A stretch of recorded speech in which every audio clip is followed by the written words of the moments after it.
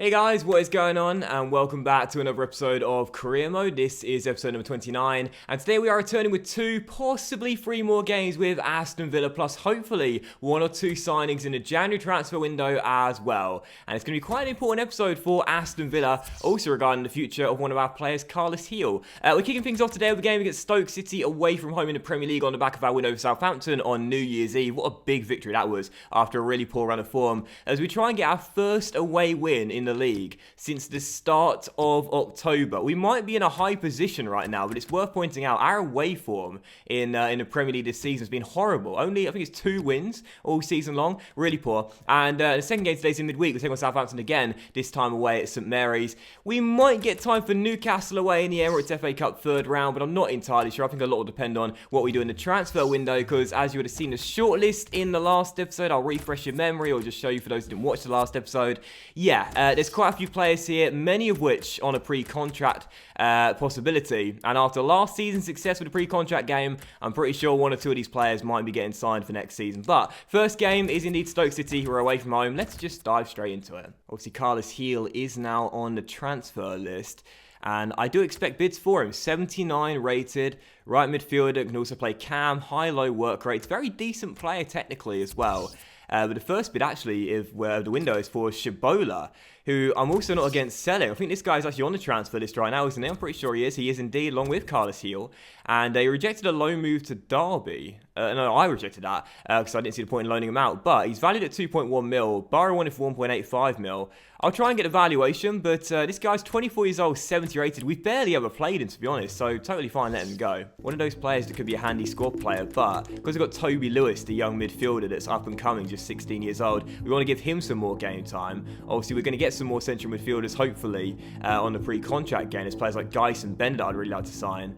Shibola, I don't think has a long-term future here, but Borough say 1.85 mil is the maximum bid. I'm going to try and get up a little bit. It doesn't really matter that much, but every penny counts.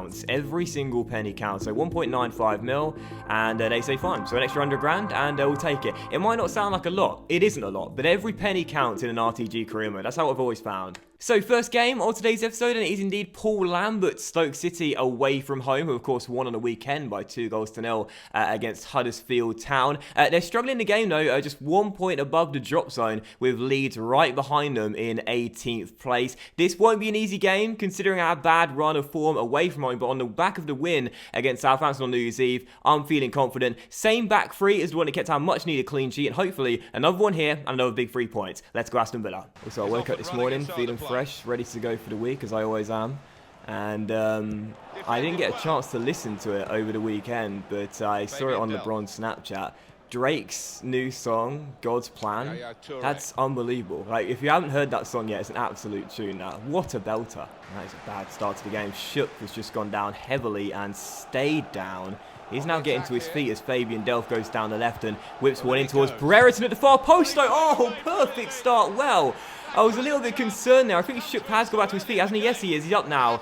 And Ben Brereton has given us the goal and given us the lead 7 minutes in. His first goal in quite a few games. And what a goal as well. And for Fabian Delph too, picking up the assist, whipping it in from the left. He's had an amazing start to his return to Villa Park. Brilliant cross to the middle, and Brereton peels off Martin's Indy at the far post. And a wonderful acrobatic kick. Gets past the goalkeeper and into the back of the net. Not sure why Mark Hughes is there. It's 1-0 Aston Villa though, and a perfect start. 8 goals for Ben Brereton as well. A big reason as to why we're currently sitting in 6th place, and he has been our top scorer this season. Yes, there's been patches where he's not played too well, but top scorer, and we love this youngster as Fabian Delph goes down the left and finds Schupf, who has run off the injury, and Schupf on the turn, back inside towards Delph. It's set up nicely for Torre to strike him. You know he can, and Joel turns it behind for a corner, but excellent start from Aston Villa. All the early pressure coming on Paul Lambert's team, and that's what we need to do if we are going to start winning away from home. Got to be in attack mode right from the first minute.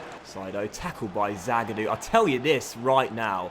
you know, for all our defensive problems this season, if there is one player, I've said this before, if there's one player you can't point the fingers at, it's Dan Axel Zagadou. He's at Eric Palmer-Brown of last season. Young talent who we plan to put in the first 11 in the future, but due to good form, he stayed in the first team in this little run. I like him a lot. Half an hour to go, and as things stand, we are set for our first win on the road in the Premier League since the beginning of October. And whilst it's not going to be as high scoring and action packed as that Swansea game, it's going to be 3 points for the Villa in an away game in the Premier League, and I'll certainly take it. Grealish to Kodjia, gives it him back. Out wide is Bustos, through the middle is Brereton looking for his second goal of the game, and Joel Robles is there. Still 1-0, 26 minutes to go. Can we hang on to a big 3 points? Oh, Zagadou, I love him. Palmer-Brown, Kodjia.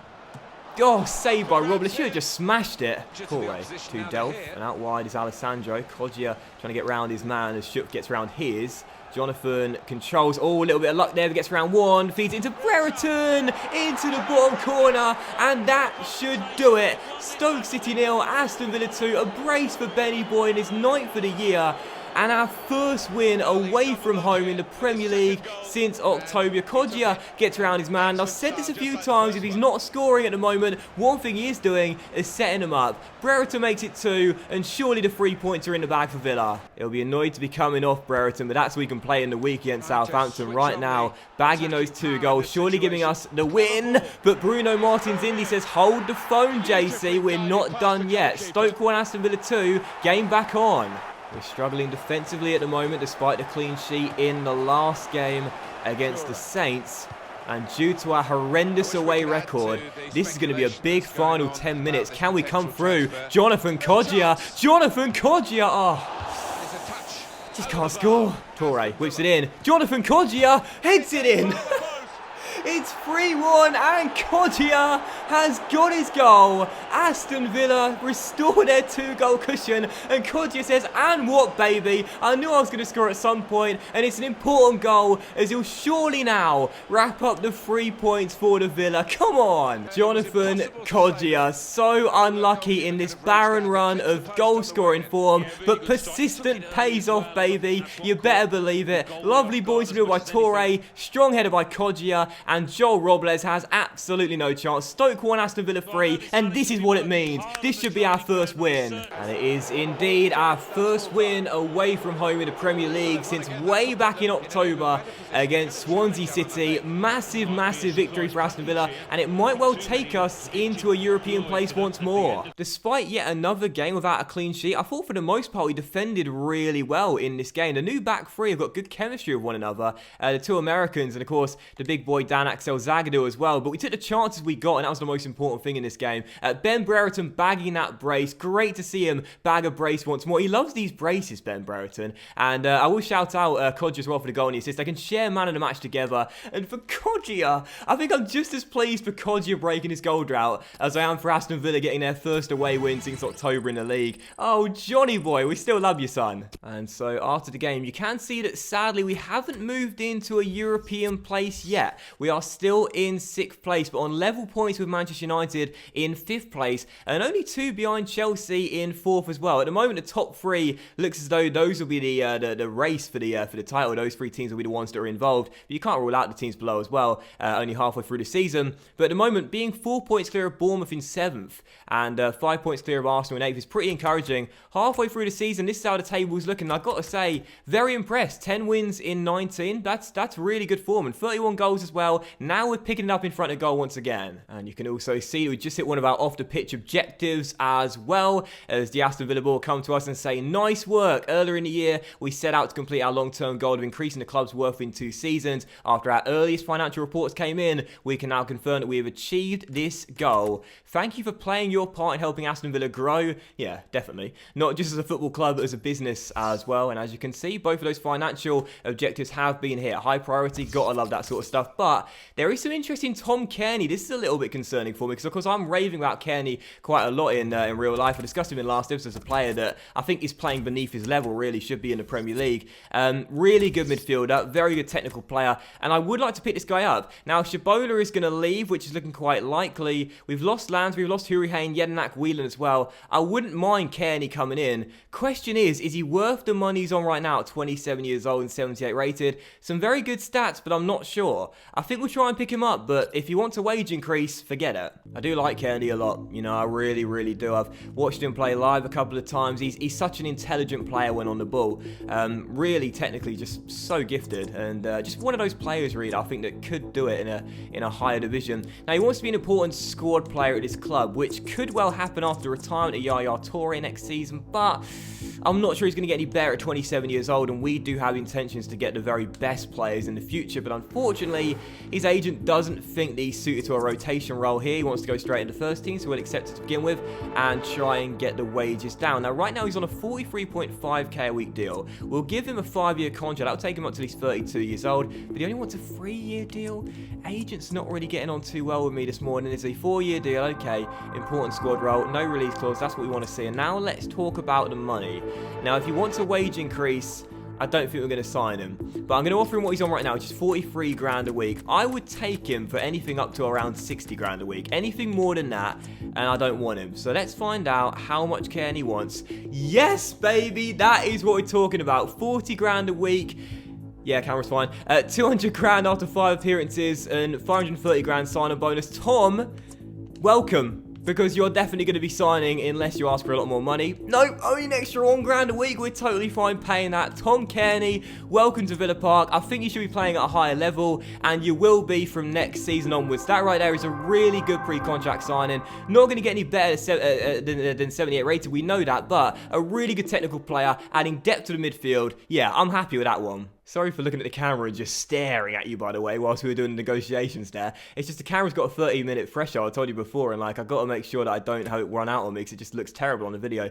But yeah, Cairney's in. 3-star skills, 2-star weak foot, high medium work rates, physically really well balanced with 80 stand, which I really like. And again, technically is where he really excels. 82 ball control, 81 long shots, and we scored some screamers this year, so Cairney might bang him in next season for us. 75 shot power, 77 dribbling, 70 crossing, not bad as well for a central base player, and 81 short pass with 76 long pass as well, plus the long shot taker trait and takes finesse free kicks. Yeah, that to me is a really good signing. Very, very happy with that. Cairney coming in next year, and when you look at our midfield, there will be competition for him. Delph's been fantastic this year. Barkley's still here. Dempsey's going to be retiring, as we know, as will, where is he? Yaya Toure in the team right now too. But I think he can fit in and do a really good job. And on 41 grand a week, good deal in my opinion, very good deal. And the question is, should we go in for another pre-contract right away? Because right now we're getting a lot of success with pre-contract players, or should we wait for a bit and assess our budget after the next game against Southampton? I must say, Johannes Gaius is the next man of mine up here. 76 rated, can play through the spine of the team with low medium work rates, maybe only 5'11", but very good on the ball. And a player that I think would be really good as a ball-playing centre-back in this team with those sort of stats. I think we'll leave it for the time being. There's quite a few other targets on the list as well. For the time being, we'll leave it. Cairney's in. We'll play the next game. It's Southampton away. Let's go for 2 wins from 2 on the road and get another big 3 points here. Come on to Villa. Well, the main story here is we are going to see in action the top scorer in the league. And it's live.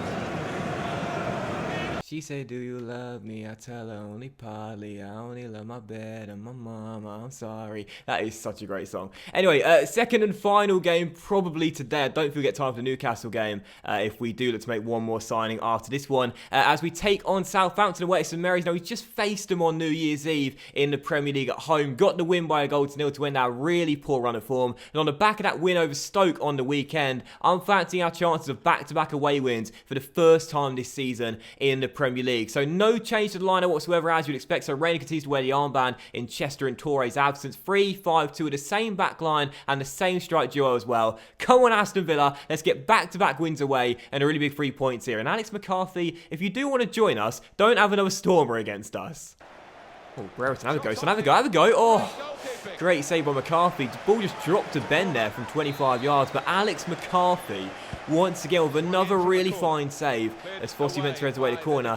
You know, we are still thinking about picking him up. Rayner, of course, retiring at the end of the season, as we know. We're going to need a new number 1, and if McCarthy continues to impress on a free transfer, I certainly wouldn't say no. As Bustos lifts one to Kodjia, headed clear, Grealish's shot, easily caught. Tadic to Theo Walcott into Dusan Tadic, and Serbian looks for Gabbiadini, who's surely offside. Surely offside. Flags up anyway, wouldn't have counted, but definitely offside there. I'm liking this back three a lot though, I must say. You know, Carter Vickers, Eric Palmer-Brown, two good young American talents that you'll know for sure will be featuring our USA squad quite a lot. And of course, that big boy Zagadou as well. You know, we criticised the back line in the last episode, but as I did say, in the future, they are going to be safe as houses as Gabbiadini finds Tadic.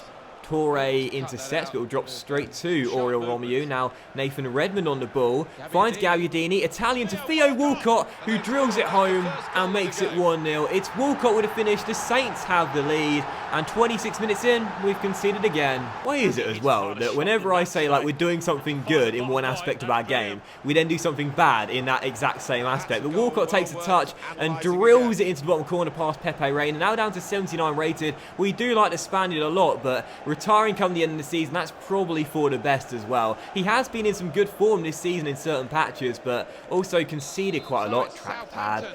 And yeah, I think for next season we're going to need a new number 1. So Alex McCarthy, after the game, we will be having a little chat in the dressing room. I think it'll be in the car park actually. Not sure Pellegrino will let me go into the dressing room after the game and try and tap up his goalkeeper as Gabbiadini plays a brilliant through ball and Nathan Redmond's onto it like a flash, turns his man, finds Tadic, just wide the post. The Saints right now opening us up and Gabbiadini is doing really well at bringing his teammates into play as well. Still 1-0, but we're really struggling in this first half an hour. Well, half time, and sadly as things stand, we won't be set for our third straight win and back-to-back wins away from home in the league. Theo Walcott's goal has given the Saints the lead. They've played better, they look better, we just look tired out there, but half a game to go, we can still turn this round. Torre through to Kodjia, flicks it through to Grealish, but Reed is there, but Grealish does win it back, and a chance here on the break, and a rare chance for the Villa in a game we've not had many. Brereton could be through, he's going to try and dink it over McCarthy, who came out to meet him, and Ben Brereton gets his 10th of the season, his third in 2, and puts us back on level terms. Oh, Benny boy, we absolutely love you. Southampton 1, Aston Villa 1. Waited and waited and waited for the chance, and it came on the break. Lovely through ball by Grealish towards Brereton. McCarthy comes out to meet him, but that's like the goal he scored away at Swansea at the Liberty with a weaker left foot on the run, chipping it over the goalkeeper and into the far corner. Ben Brereton, the first player to reach double digits this season. What a signing he's been. What a future this young man has. And now the question is, can we come from behind to win this game, make it 3 straight and back-to-back away wins in the league for the first time all season? We've got a bit between our teeth now and we're in attack mode. Brereton, Kodjia, he's round Fossey Mensah. It should be 2-1, but it's not. I'll put it wide.